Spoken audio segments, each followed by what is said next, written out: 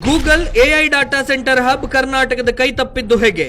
ಆಂಧ್ರ ಪ್ರದೇಶದ ಐಟಿ ಸಚಿವರಿಗೆ ಇರುವ ಬದ್ಧತೆ ಕರ್ನಾಟಕದ ಐಟಿ ಸಚಿವ ಪ್ರಿಯಾಂಕ್ ಖರ್ಗೆಗೆ ಯಾಕಿಲ್ಲ? ಆರ್ಎಸ್ಎಸ್ ನ ನಿಷೇಧ ಮಾಡಲು ಅತ್ಯುತ್ಸಾಹ ತೋರುವ ಸರ್ಕಾರ ಉದ್ಯೋಗ ಸೃಷ್ಟಿ ಮಾಡಲು ಪದೇ ಪದೇ ವಿಫಲವಾಗ್ತಾ ಇರೋದು ಯಾಕೆ? ಸರ್ಕಾರ ತನ್ನ ವೈಫಲ್ಯವನ್ನ ಮರೆಮಾಚಲು ಆರ್ಎಸ್ಎಸ್ ನಿಷೇಧದ ಗುಮ್ಮ ಸೃಷ್ಟಿಸ್ತಾ ಇದೆಯಾ? ಸ್ನೇಹಿತರೆ, ಅಪ್ಪ ಅಮ್ಮನ ಜಗಳದಲ್ಲಿ ಕೂಸು ಬಡವಾಯಿತು ಎಂಬ ಗಾದೆ ಮಾತಿನಂತೆ ರಾಜ್ಯ ಸರ್ಕಾರದ ಬಣಬಡಿದಾಟದಲ್ಲಿ ಐಟಿ-ಬಿಟಿ ಸಚಿವರ ನಿಷ್ಕ್ರಿಯತೆ ಮತ್ತು ಬೇಜವಾಬ್ದಾರಿಯಿಂದಾಗಿ ಕರ್ನಾಟಕಕ್ಕೆ ಬರಬೇಕಾಗಿದ್ದ Google AI data centre hub Andhra ಪ್ರದೇಶದ ಪಾಲಾಗಿದೆ. ಈ ಮೂಲಕ $14 ಬಿಲಿಯನ್ ಅಂದ್ರೆ ಸರಿಸುಮಾರು 1.33 ಲಕ್ಷ ಕೋಟಿ ಮೊತ್ತದ ಹೂಡಿಕೆಯನ್ನ ಕರ್ನಾಟಕ ಕಳೆದುಕೊಂಡಿದೆ. ಈ ಹೂಡಿಕೆ ಏನಾದ್ರೂ ಕರ್ನಾಟಕಕ್ಕೆ ಬರ್ತಾ ಇದ್ದರೆ ಕನ್ನಡಿಗರಿಗೆ ಸುಮಾರು 6,000 ನೇರ ಉದ್ಯೋಗ ಮತ್ತು 30,000ದಷ್ಟು ಪರೋಕ್ಷ ಉದ್ಯೋಗ ಸೃಷ್ಟಿಯಾಗುತ್ತಾ ಇತ್ತು. ವಾರ್ಷಿಕವಾಗಿ 10,000 ಕೋಟಿ ರೂಪಾಯಿ ಆದಾಯ ರಾಜ್ಯಕ್ಕೆ ಸಿಗ್ತಾ ಇತ್ತು. ರಾಜ್ಯ ಸರ್ಕಾರದ ನಿರ್ಲಕ್ಷ್ಯದಿಂದ ಇಂತಹ ಬೃಹತ್ ಮೊತ್ತದ ಹೂಡಿಕೆಯನ್ನ ನಮ್ಮ ಕರ್ನಾಟಕ ಕಳೆದುಕೊಳ್ಳುವ ಹಾಗಾಯಿತು. ಅಮೆರಿಕ ಅಧ್ಯಕ್ಷ ಡೊನಾಲ್ಡ್ ಟ್ರಂಪ್ ನ ಎಚ್ಚರಿಕೆಯ ಹೊರತಾಗಿಯೂ ಅಮೆರಿಕದ ಪ್ರತಿಷ್ಠಿತ ಗೂಗಲ್ ಕಂಪನಿಯು ಭಾರತದಲ್ಲಿ ತನ್ನ ಎಐ ಡಾಟಾ ಸೆಂಟರ್ ಹಬ್ ಅನ್ನು ಸ್ಥಾಪಿಸಲು ಒಲವು ತೋರಿತು. ರಾಜ್ಯ ಕಾಂಗ್ರೆಸ್ ಸರ್ಕಾರ ಮನಸ್ಸು ಮಾಡಿದ್ದರೆ ಈ ಬೃಹತ್ ಹೂಡಿಕೆ ಕರ್ನಾಟಕಕ್ಕೆ ಬರ್ತಾ ಇತ್ತು. ಆದರೆ ಐಟಿ ಸಚಿವರ ನಿರ್ಲಕ್ಷ್ಯದಿಂದಾಗಿ ಬೇಜವಾಬ್ದಾರಿಯಿಂದಾಗಿಯೇ ಗೂಗಲ್ ಕಂಪನಿಯ ಹೂಡಿಕೆ ಕರ್ನಾಟಕದ ಕೈ ತಪ್ಪಿದೆ ಎಂಬುದು ವಿರೋಧ ಪಕ್ಷಗಳ ವಾದ. ಗೂಗಲ್ ಕಂಪನಿಯು ನಮ್ಮೊಂದಿಗೆ ಮಾತುಕತೆಗೆ ಬಂದೇ ಇಲ್ಲ ಎಂದ ಪ್ರಿಯಾಂಕ್ ಖರ್ಗೆ. ಗೂಗಲ್ ಕಂಪನಿಯು ನಮ್ಮ ಜೊತೆಗೆ ಚರ್ಚೆಗೆ ಬಂದಿಲ್ಲ, ಚರ್ಚೆಗೆ ಬಂದಿದ್ದರೆ ನಾವು ಬಿಡ್ತಾ ಇರಲಿಲ್ಲ ಎಂದು ಐಟಿ-ಬಿಟಿ ಸಚಿವ ಪ್ರಿಯಾಂಕ್ ಖರ್ಗೆ ಅವರು ಹೇಳಿದ್ದಾರೆ. ಯಾವುದೇ ಅಂತಾರಾಷ್ಟ್ರೀಯ ಕಂಪನಿಯು ಭಾರತದಲ್ಲಿ ಹೂಡಿಕೆ ಮಾಡಲು ಒಲವು ತೋರುವಾಗ ಇಲ್ಲಿನ ಸರ್ಕಾರಗಳೇ ಅವುಗಳ ಜೊತೆಗೆ ಮಾತುಕತೆ ಮಾಡಿ ಹೂಡಿಕೆಗೆ ಅವಕಾಶವನ್ನ ಮಾಡಿಕೊಡಬೇಕು, ಮೂಲ ಸೌಕರ್ಯಗಳನ್ನು ಒದಗಿಸಬೇಕು. ಇದು ಹೂಡಿಕೆ ಸ್ನೇಹಿ ರಾಜ್ಯವೊಂದರ ಮುಖ್ಯ ಲಕ್ಷಣ. ಇವತ್ತು ಆಂಧ್ರ ಪ್ರದೇಶ ಮಾಡ್ತಾ ಇರೋದು ಕೂಡ ಅದನ್ನೇ. ಅಲ್ಲಿನ ಐಟಿ ಸಚಿವ ನಾರಾ ಲೋಕೇಶ್ ಹೂಡಿಕೆ ಮಾಡಲು ಒಲವು ತೋರುವ ಯಾವುದೇ ಸಣ್ಣ ಕಂಪನಿಯನ್ನು ಕೂಡ ಬಿಡಲ್ಲ, ಅವುಗಳಿಗೆ ಬೇಕಾದ ಅನುಕೂಲಗಳನ್ನು ಒದಗಿಸಿಕೊಡ್ತಾರೆ. ಆದರೆ ಕರ್ನಾಟಕದ ಐಟಿ ಸಚಿವರು ಮಾತ್ರ ತಮ್ಮ ಇಲಾಖೆಗೆ ಸಂಬಂಧಪಟ್ಟ ವಿಚಾರಗಳಿಗೆ ಜಾಸ್ತಿ ಕೈ ಹಾಕ್ತಾರೆಯೇ ವಿನಃ ನಮ್ಮ ಇಲಾಖೆಗೆ ಸಂಬಂಧಪಟ್ಟ ವಿಚಾರಗಳ ಬಗ್ಗೆ ಆಸಕ್ತಿಯನ್ನೇ ತೋರಿಸೋದಿಲ್ಲ. ಒಂದು ವೇಳೆ ಅವರು ಮನಸ್ಸು ಮಾಡಿದ್ದರೆ ಗೂಗಲ್ ಡಾಟಾ ಸೆಂಟರ್ ಹಬ್ ಅನ್ನ ಅವರು ತಮ್ಮ ತವರು ಜಿಲ್ಲೆಯಾದ ಕಲಬುರಗಿಗೆ ಕೊಂಡೊಯ್ಯಬಹುದಿತ್ತು. ಅಲ್ಲಿನ ಜನರಿಗೆ ಒಂದಷ್ಟು ಉದ್ಯೋಗ ಸೃಷ್ಟಿಯಾಗುತ್ತಾ ಇತ್ತು, ಕಲಬುರಗಿಯ ತಲಾ ಆದಾಯ ಕೂಡ ಹೆಚ್ಚಾಗುತ್ತಾ ಇತ್ತು. ಅಂದ ಹಾಗೆ ಕರ್ನಾಟಕದಲ್ಲಿ ಅತಿ ಕಡಿಮೆ ತಲಾ ಆದಾಯ ಹೊಂದಿರುವ ಜಿಲ್ಲೆ ಯಾವುದು ಗೊತ್ತಾ? ಇದೇ ಪ್ರಿಯಾಂಕ್ ಖರ್ಗೆ ಮತ್ತು ಮಲ್ಲಿಕಾರ್ಜುನ ಖರ್ಗೆ ಅವರು ಪ್ರತಿನಿಧಿಸುವ ಅವರ ಕರ್ಮಭೂಮಿ ಕಲಬುರಗಿ.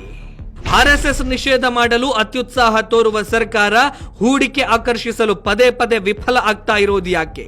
ಕರ್ನಾಟಕದ ಉದ್ಯಮಿಗಳು ಬೆಂಗಳೂರಿನ ರಸ್ತೆ ಗುಂಡಿ ಮತ್ತು ಕಸದ ಸಮಸ್ಯೆಯ ಬಗ್ಗೆ ರಾಜ್ಯ ಸರ್ಕಾರಕ್ಕೆ ಕಿವಿ ಹಿಂಡುತ್ತಾ ಇದ್ದಾರೆ.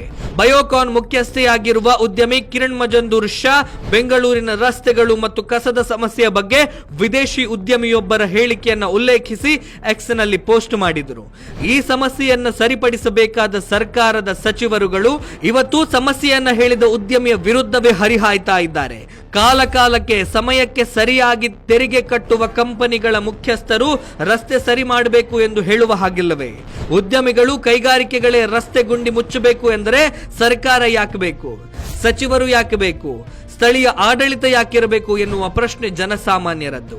ಆರ್ಎಸ್ಎಸ್ ನಿಷೇಧ ಮಾಡಲು ಅತ್ಯುತ್ಸಾಹ ತೋರುವ ಸರ್ಕಾರ ಮೂಲಭೂತ ಸಮಸ್ಯೆಯನ್ನ ಪರಿಹರಿಸಲು ಇಂಥದ್ದೇ ಅತ್ಯುತ್ಸಾಹ ತೋರಿದ್ದರೆ ಸರ್ಕಾರಕ್ಕೆ ಭೇಷ ಅನ್ನಬಹುದಿತ್ತು. ದಿನ ಬೆಳಗಾದ್ರೆ ಸಾಕು ಐಟಿ ಸಚಿವರ ಬಾಯಲ್ಲಿ ಆರ್ಎಸ್ಎಸ್ ಬಿಟ್ಟರೆ ಬೇರೆ ಪದಗಳೇ ಇಲ್ಲ. ಐಟಿ ಸಚಿವರು ಆರ್ಎಸ್ಎಸ್ ಅನ್ನ ನಿಷೇಧ ಮಾಡಲು ತೋರುವ ಉತ್ಸಾಹವನ್ನ ಹೂಡಿಕೆ ಆಕರ್ಷಣೆಯತ್ತ ತೋರಿದ್ದರೆ ಇವತ್ತು ಗೂಗಲ್ ಕಂಪನಿಯ ಬೃಹತ್ ಹೂಡಿಕೆ ಕರ್ನಾಟಕದ ಕೈ ತಪ್ತಾ ಇರಲಿಲ್ಲ, ಆಂಧ್ರ ಸರ್ಕಾರದ ಪಾಲಾಗ್ತಾ ಇರಲಿಲ್ಲ. ಈ ವಿಚಾರದಲ್ಲಿ ಆಂಧ್ರ ಪ್ರದೇಶದ ಐಟಿ ಸಚಿವರ ಬದ್ಧತೆಯನ್ನ ಮೆಚ್ಚಲೇಬೇಕು. ಕರ್ನಾಟಕದ ಸಚಿವರು ಅಸಮರ್ಥರಾದರೆ ನಾವೇನು ಮಾಡಲು ಸಾಧ್ಯ ಎಂದ ಆಂಧ್ರ ಪ್ರದೇಶದ ಸಚಿವ. Google AI data centre hub Andhra ಪ್ರದೇಶದ ಪಾಲಾಗುತ್ತಾ ಇದ್ದ ಹಾಗೆ ಕರ್ನಾಟಕ ಸರ್ಕಾರದ ಬಗ್ಗೆ ಮಾತನಾಡಿದ ಆಂಧ್ರ ಪ್ರದೇಶದ ಐಟಿ ಸಚಿವ ನಾರಾ ಲೋಕೇಶ್ ಏನ್ ಹೇಳಿದ್ದಾರೆ ಅನ್ನೋದನ್ನ ನೀವೇ ನೋಡಿಕೊಂಡು ಬನ್ನಿ. So with a lot of clarity, thought we are competing with other states. If they are inefficient, what can I do? If their own industrialists are saying that the infrastructure is bad, there's severe power cuts, and they themselves are saying that, then they should first focus on attending to those problems rather than taking on me on Twitter. I'm not here for a Twitter war. I am here to attract investments for my state and I'll work exceptionally hard for it. And I believe there's nothing wrong in competition. ಅವರು ಅಸಮರ್ಥರಾಗಿದ್ದರೆ ನಾವು ಏನು ಮಾಡಲು ಸಾಧ್ಯ? ಅವರ ಸ್ವಂತ ಕೈಗಾರಿಕೋದ್ಯಮಿಗಳು ಮೂಲಭೂತ ಸೌಕರ್ಯ ಕೆಟ್ಟದಾಗಿದೆ ಎಂದು ಹೇಳ್ತಾ ಇದ್ದಾರೆ. ವಿದ್ಯುತ್ ಕಡಿತ, ಮೂಲಭೂತ ಸೌಕರ್ಯಗಳ ಕೊರತೆಯಂತಹ ಸಮಸ್ಯೆಗಳನ್ನು ಸರಿಪಡಿಸಬೇಕು ಎಂದು ಹೇಳಿದ್ದಾರೆ. ಕರ್ನಾಟಕದ ಐಟಿ ಸಚಿವರು ದಕ್ಷತೆಯಿಂದ ಕಾರ್ಯನಿರ್ವಹಣೆ ಮಾಡುತ್ತಾ ಇದ್ದರೆ ಈ ಅಭಿಪ್ರಾಯ ಟೀಕೆಗಳು ಬರ್ತಾ ಇರಲಿಲ್ಲ. ರಾಜ್ಯ ಸರ್ಕಾರ ತನ್ನ ವೈಫಲ್ಯವನ್ನ ಮರೆಮಾಚಲು ಆರ್ಎಸ್ಎಸ್ ನಿಷೇಧದ ಗುಮ್ಮವನ್ನು ಸೃಷ್ಟಿಸ್ತಾ ಇದೆಯಾ? ಬಿಜೆಪಿಯ ರಾಷ್ಟ್ರೀಯ ಸಂಘಟನಾ ಕಾರ್ಯದರ್ಶಿ ಬಿಎಲ್ ಸಂತೋಷ್ ಅವರು ನಿನ್ನೆ ಎಕ್ಸ್ ನಲ್ಲಿ ಪೋಸ್ಟ್ ಒಂದನ್ನ ಮಾಡಿದರು.